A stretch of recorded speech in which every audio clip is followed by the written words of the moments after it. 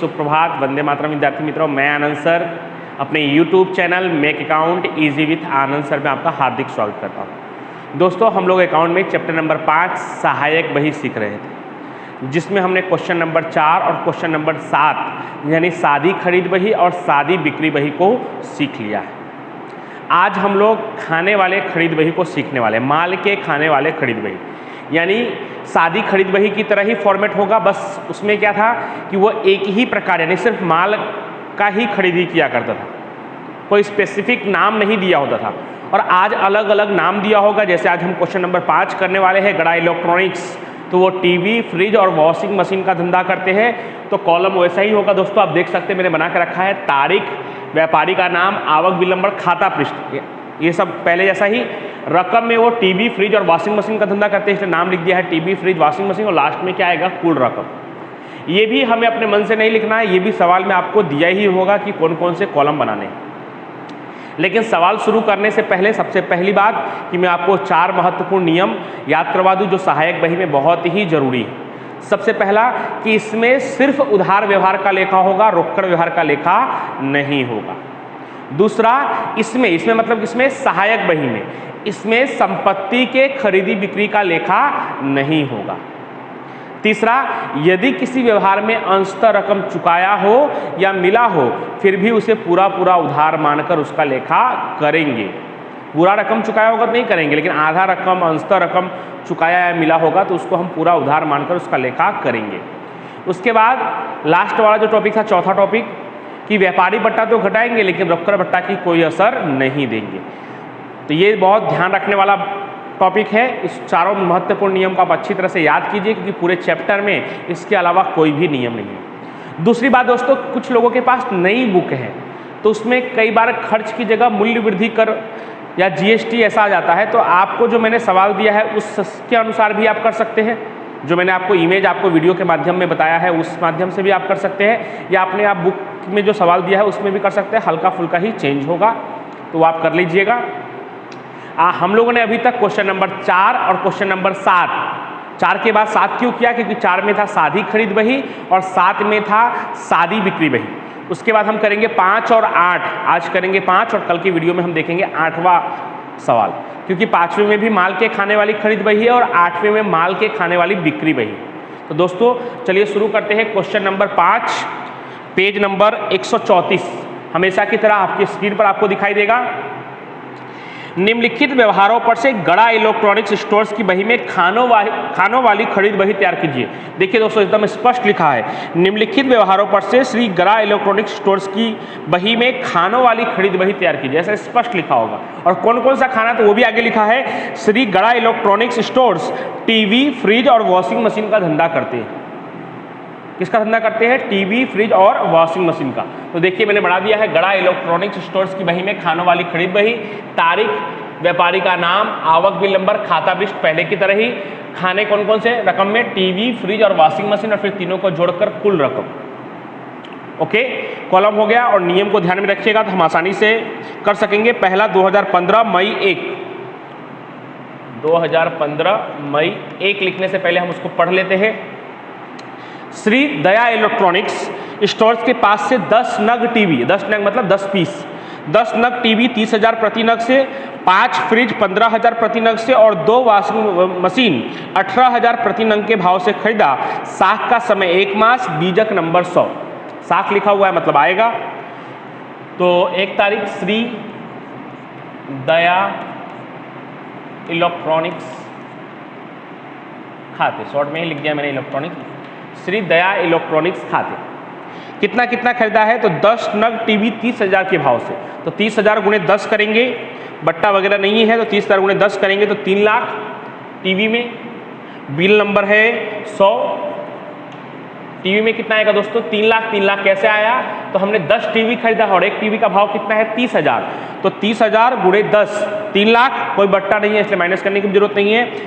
5 fridge खरीदा है 15,000 प्रति नग के भाव से, तो 15,000 गुणे 5 करेंगे तो 75,000। और वॉशिंग मशीन हमने 2 लिया है 18,000 के भाव से, तो 18,000 गुणे 2 करेंगे तो कितना आएगा? 36,000। उसके बाद इन तीनों को हम क्या कर देंगे? जोड़ देंगे तो 4,11,000। कंप्लीट। उसके बाद तारीख 7, श्री तारक इलेक्ट्रॉनिक्स में से 5 नग टीवी 25,000 प्रति नग, 10 फ्रिज 16,000 प्रति नग के भाव से 10% व्यापारी बट्टा से खरीदा, बीजक नंबर 151 मिला। आधी रकम तुरंत ही रोककर से चुका दी। दोस्तों आधी रकम चुकाई है तो हम क्या करेंगे, पूरा पूरा उधार मानकर लेखा करेंगे। तो 7 तारीख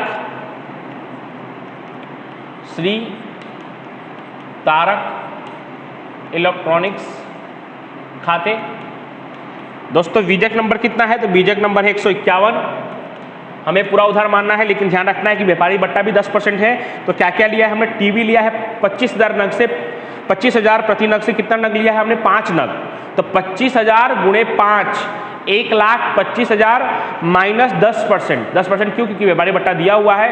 तो 5 नग हमने टीवी लिया है कितने के भाव से, 25,000 के भाव से। तो 25,000 गुणे 5 करेंगे तो 1,25,000 माइनस 10%, यानी 1,25,000 माइनस 10% करेंगे तो 12,500 होता है। तो 12,500 माइनस करेंगे तो 1,12,500 बचेगा व्यापारी बट्टा घटाने के बाद। यानी आप कैलकुलेटर पे कैसे करेंगे, 25,000 गुणे 5 माइनस 10%, तो डायरेक्ट आ जाएगा 1,12,500। उसके बाद और क्या लिया है हमने उनके पास से, 10 फ्रिज 16,000 के भाव से, वो भी 10% व्यापारी बट्टा। तो 16,000 गुणे 10 माइनस 10%, तो ऐसा करेंगे आप तो 1,60,000 आएगा 10 से गुना करने पर 16,000 में, और माइनस 10% यानी 16,000 माइनस करेंगे तो 1,44,000। उसके बाद वॉशिंग मशीन हमने नहीं लिया है तो कोई बात नहीं, डैश तारक इलेक्ट्रॉनिक्स हमने वॉशिंग मशीन नहीं लिया है, ऐसा जरूरी नहीं कि सबसे सब कुछ लिया ही जाए, डैश कर दिया। अब जोड़ देंगे 2,56,500। आप एक बार चेक कर लीजिएगा, क्योंकि मेरे पास कैलकुलेटर नहीं है, तो एक बार आप चेक कर लिया करिएगा। उसके बाद 12 तारीख श्री अम्बे साइकिल स्टोर्स में से 5,000 की एक साइकिल खरीदी। नहीं आएगा दोस्तों, क्योंकि वो किसका धंधा करते हैं, टीवी फ्रिज और वॉशिंग मशीन का धंधा करते हैं, तो साइकिल यहाँ संपत्ति माना जाएगा, साइकिल का लेखा नहीं होगा। 20 तारीख श्री आत्माराम, आप समझ गए ना, आत्माराम भिड़े, श्री आत्माराम इलेक्ट्रॉनिक्स स्टोर्स में से 5 फ्रिज 20,000 प्रति नग और 10 वॉशिंग मशीन 15,000 प्रति नग के भाव से 10% व्यापारी बट्टा से खरीदा और 5% रोककर बट्टा से तुरंत रकम चुका दिया।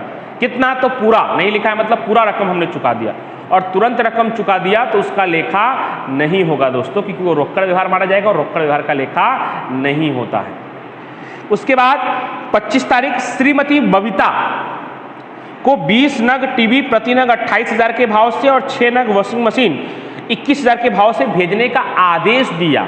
आदेश दिया दोस्तों, तो उसका भी लेखा नहीं होता है। ऑर्डर दिया, आदेश दिया, ऑर्डर मिला, आदेश मिला, सब एक ही बात है, बिना आर्थिक व्यवहार है, उसका लेखा नहीं होगा।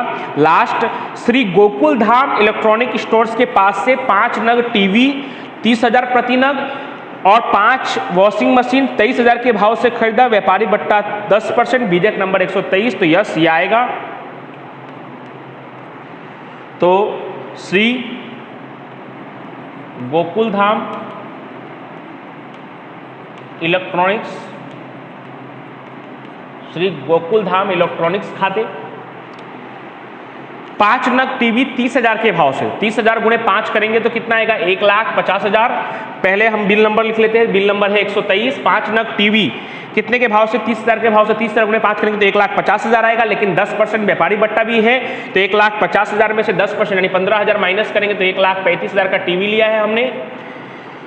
5 वॉशिंग मशीन, इस बार फ्रिज नहीं लिया तो फ्रिज के खाने में डैश करना दोस्तों, जल्दीबाजी में आप वॉशिंग मशीन का फ्रिज के खाने में मत लिख दीजिएगा, तो फ्रिज में डैश, क्योंकि फ्रिज हमने नहीं लिया है। 5 वॉशिंग मशीन 23,000 के भाव से लिया है, तो 23,000 गुणे 5 करेंगे तो 1,15,000 और 1,15,000 का 10%, 1,15,000 का 10% करेंगे तो 11,500, 1,03,500 बचेगा माइनस करने के बाद। बीजक नंबर हमने लिख दिया है, आप दोनों को जोड़ देंगे तो 2,38,500। तो इस तरह से ये हमारा सवाल पूरा हो गया। अब यहाँ पे हम करेंगे कुल उधार खरीदी, सभी कॉलम को जोड़ देंगे तो 3 लाख और एक 4 लाख, 5,47,500।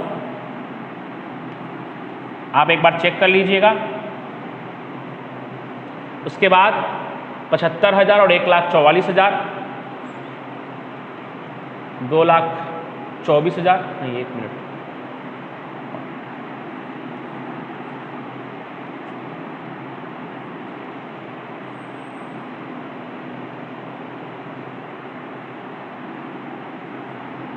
2,19,000, 75,000 और 1,44,000 आप जोड़ेंगे दोस्तों तो 2,19,000। उसके बाद 1,03,000 और 36,000, 1,39,500। उसके बाद दोस्तों इन तीनों का टोटल और इन तीनों का टोटल दोनों कैसा होना चाहिए, बराबर होना चाहिए दोस्तों। तो वो आप जोड़ लीजिएगा, दोनों क्या होगा, बराबर ही होगा। मेरे पास आंसर मौजूद है तो आंसर में से देखकर मैं लिख दूंगा, आप उसका टोटल कर लीजिएगा। तो इस तरह से दोस्तों आप देख सकते हैं टीवी का टोटल आया 5,47,500, फ्रिज का आया 2,19,000, वॉशिंग मशीन का 1,39,500 और सबको जोड़कर 9,06,000। तो ये आपकी स्क्रीन पर जो आपको दिखाई दे रहा है ये क्वेश्चन नंबर 5 है। और इसकी तरह जो उदाहरण है वो उदाहरण नंबर 2 है, वो भी आपकी स्क्रीन पर आपको दिखाई देगा। यस, तो ये उदाहरण नंबर 2 को आप होमवर्क के रूप में करके मुझे सेंड कीजिएगा। Thank you so much.